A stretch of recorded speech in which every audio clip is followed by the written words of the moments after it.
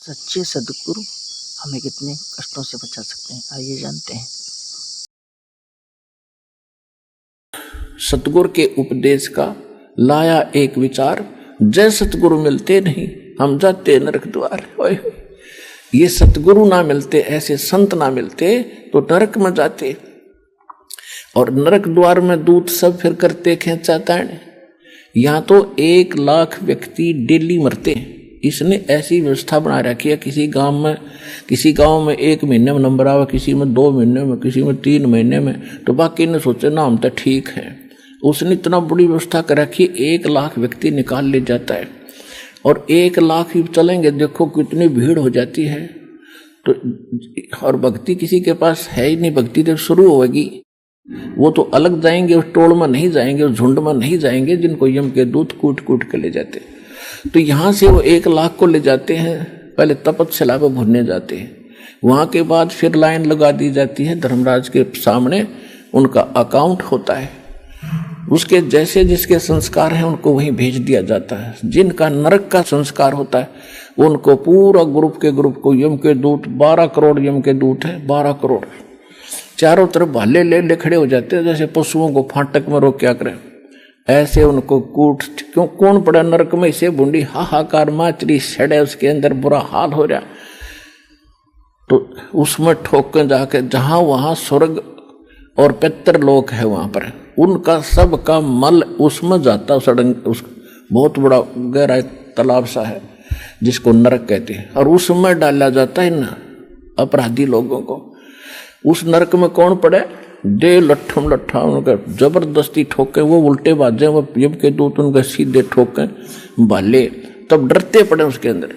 तो कहते हैं नरक द्वार में दूत सब वहां करते खेचाताण, उनते कबू ना छूटता फिर फिरता चारों खान। 4 खानी में भरमता, 4 खानी यानी 4 प्रकार से जीव उत्पत्ति होती है। जैसे अंडज जो अंडे से उत्पन्न होते हैं पक्षी, और जेरज जैसे पशु हैं, मनुष्य है, ये जेर से उत्पन्न होते हैं। इस तरह के ये 4 प्रकार की खानी, श्वेतज, सवतज और जेरज, अंडज।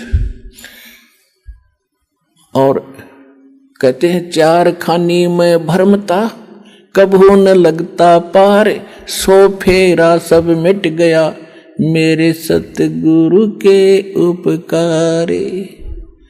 कि इतने दुख उठाने पड़ते थे, सतगुरु ना मिलते थे, और सतगुरु के मिल जाने से ये बाईपास निकाल दिया, आपको सारा झंझट मिट गया। जहाज में बैठ के जाओगे विमान में परमात्मा के साथ। आप देख रहे हैं जगत गुरु तत्वदर्शी संत रामपाल जी महाराज के मंगल।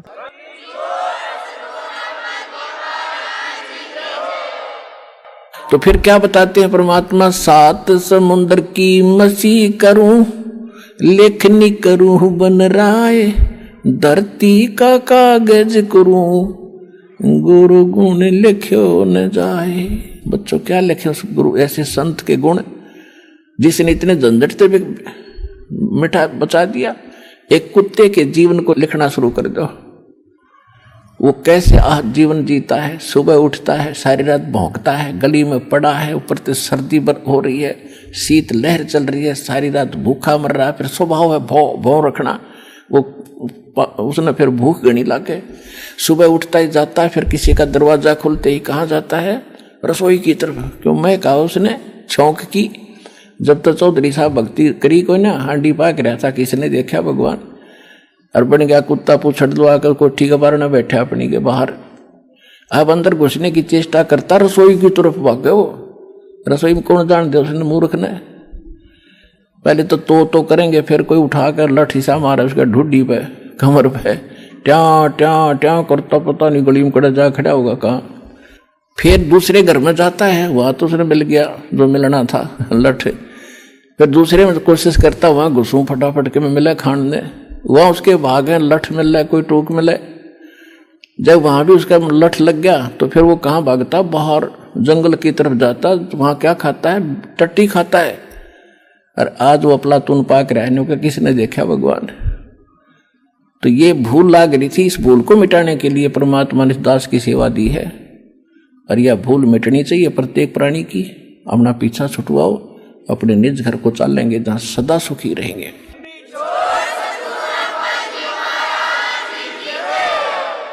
तो यहां परमात्मा कहते हैं कि अब लिखने लगो, फिर सूअर का लिखो, फिर गधे का लिखो, फिर बैल का लिखो, और फिर उन कौन इससे छुटा सकता है? तो कहते 7 समुद्र की मसी करूं और लेखनी करूं बन राय, धरती का कागज बना लूं तो गुरु गुण लिखा न जाए। हमारे आध्यात्मिक चैनल को सब्सक्राइब करें। मिलते हैं अगली वीडियो में। धन्यवाद।